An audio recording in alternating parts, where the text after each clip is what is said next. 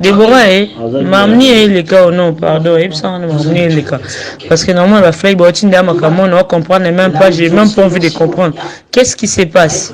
Déborah, ce ma kamba bosseux comme pas papa. Ah, imagine toi, ce comme pas papa, ce que comme pas papa. Et bisanga papa wa lobanini.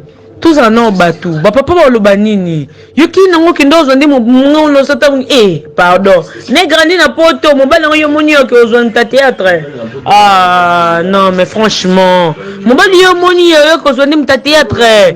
Yango le mamba Pierrot, so isanga mamba Pierrot banini banani ndo ndi mamba ngondo ozala na kati mbali mo na kati na bango. Ah, Déborah, franchement, tu m'as fait mal. Franchement, on n'avait même pas de défendre. Imagine, toi, ce que tu as de la gango. Le groupe national de la gango. Toi, tu n'as même pas courage à avouer que on a petite terre. Tout ça, non, batou. Sérieux, j'ai même des larmes aux yeux. Mamie, on sali. Ah.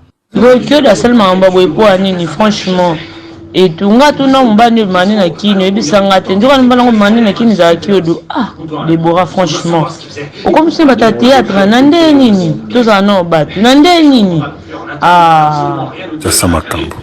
Voilà, nous sommes là de retour bolandi ba audio bo pesa ba vie na bino par rapport au audio bolandi wana et ça la ka passe na loba ça la passe comme on a des artistes mboka na biso ba valeur ya culturel la mboka na biso soit bah ça la baisse par rapport à talent na bango ça la baisse par rapport à sex tap ça fait très mal oyo monde to kola na poto kola na famille mbongo ni éviter esprit no anima ki yo sentiment ni anima ki bino vous faites l'amour beaucoup ça botie ba caméra so bo bebani beaucoup mi ko zo ba vidéo beaucoup mo tiango à l'exposer à l'égard à tout le monde comme mukili mubimba beaucoup ça succès mo ndenge mo mabe soit une famille ozana ba ndeko ozana ba yaya ozana ba leko ozana bana.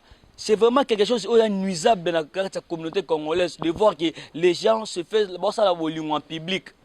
Bon ça les volume en sentiment na bino au lieu de cacher ça beaucoup ko bimisango libanda.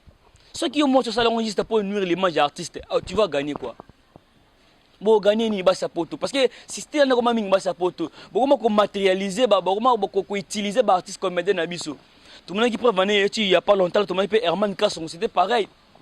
Qu'on poussait de faire l'amour avec la personne, il n'avait même pas. Ça la bolingo la quitté. Mais vu qu'il peut être un poste en bongo, bon qu'on filmer bango, bon qu'on utiliser bango, alors que besoin une nuire image il y a culture en boka nabiso. C'est très très mal, ça fait très mal. Nous vous aussi les artistes. Moi on a ça toujours, vous avez le talent, on a appelé ça nabino. C'est le talent au bochan évidence, on est ça qui bata poto baye babino. Place bango ba ko luka bino, bango bino ba ko utiliser bango ba ko utiliser bino. Ndokola mbongo. Fais ton travail d'abord, mets ton travail en évidence, mets ton talent, exploite ça, mets ça en avant. Avec ton talent peut-être va retomber dans monde oya. Mais place bino bo sala musala, bo mi ko na basi ya poto, likola ba $100, likola ba $200, likola ba $10, tande so ba ko mi ko sambusa bino. Talande ba ko mi ko sambusa bino bande ko balani, tande ko mi ko sambusa bino. Ça fait mal hein. Ça fait vraiment mal de voir que les artistes oh bah ça lipe ba combo na mboko ba e ba nteleme belé le sex tape comme sujet. Toi tu penses que les $100 $200 aux gens sa réputation ils ont bon lelo. Bobi sort Aïda lelo. Elle n'a plus le niveau qu'elle avait auparavant. Elle n'a plus. Héritier Watanabe il a été détesté par tout le peuple congolais par rapport à la vidéo ça là qui wana. Aujourd'hui Kyodo voilà. Et là, comment ça la sonne? Moi, j'ai demandé à l'artiste comédien, à fan d'avoir trouvé solution d'arrêter cette hémorragie. Parce que c'est quelque chose comme ça presque tout le temps. Vous appelez Maël Mbalamot. Si il y a les gars qui précédemment, mais bien actuellement, beaucoup de Maël étaient tout ça l'année. Et comme si, chaque fois, quand il est comme ça. On a baisse, on a bien pour la société.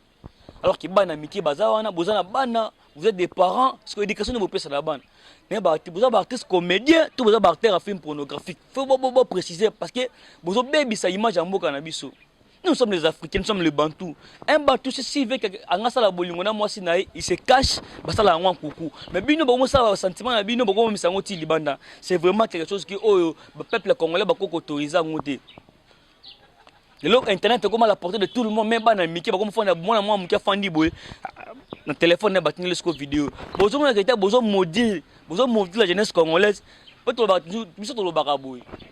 Le régime précédent est un régime où il sacrifiait la jeunesse congolaise.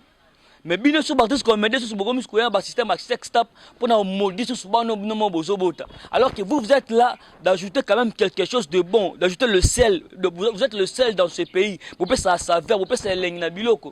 Parce que sommes tafani bota la gaga qui n'a parlé à Oseka. Parce que les gens sont en reconfinement na poto. Afani bata la gaga na bino ça bango bien na poto. Ba fandi bo ki ba fanda boye ba la muki boba sextap moi bibi na TV ba parents ba fandi boba bata na ba et ça ndeni. Nous avons le talent dans les pays.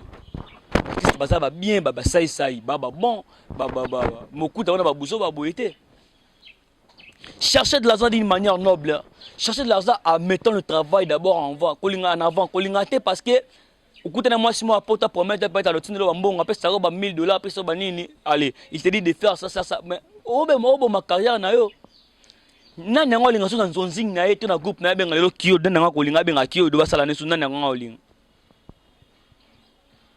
Même si moi si ba pesa ko si réellement que bolinga mbala ngo ninga solo que même si mutu mo linga kio do taper si non bon pour nous son image parce que même si bozu mbongo salini mais tu as histoire mami tu bola ah ça musa pasteur l'homme de Dieu que je le salue les pasteur Mukuna ba ça musa le nzamba tellement justice ça mukili bakanga pasteur Mukuna tinji ça nzamba tellement le il est dehors. On ne sait pas ça un jour. Ne pensez pas si vous êtes en Europe, vous avez un paradis, que vous avez un bongi, vinde, ceux qui n'ont pas. Ici aussi il y a la vie. Ne jouez pas vers les artistes congolais. Ceux qui bolingi bango bolingo na nenga solo, bolingo na nenga mo bolingo voilà, une personne cherche ma oh linga ma mutu ça ne vivre, continuer ta vie na vraiment jusqu'à la mort. Toi tu ma solo minute. Ba commentaire zana, ba numéro téléphone zana, appelez-nous. Ça va venir par rapport à audio. Si aujourd'hui, si les lots vraiment, que papa vraiment a Deborah Koufi. Ce que maman Deborah Koufi. Est-ce que Deborah Koufi regrette ou il a que papa Koufi? Ça fait très mal. Peut-être le sentiment à moukier, vous va retomber dans le toi tu fais seulement une vidéo de 2 ou 3 minutes. Tu te dis voilà c'est une belle vidéo je peux la garder et je vais au publier en t'as ce que peut-être retomber dans la ta grande sœur azoba j'ai même honte d'assumer j'ai même honte d'accepter que je suis ta sœur parce que tout le monde va tenir dans ma vidéo ça fait le roman Sony mais autrement me ba diembi kaka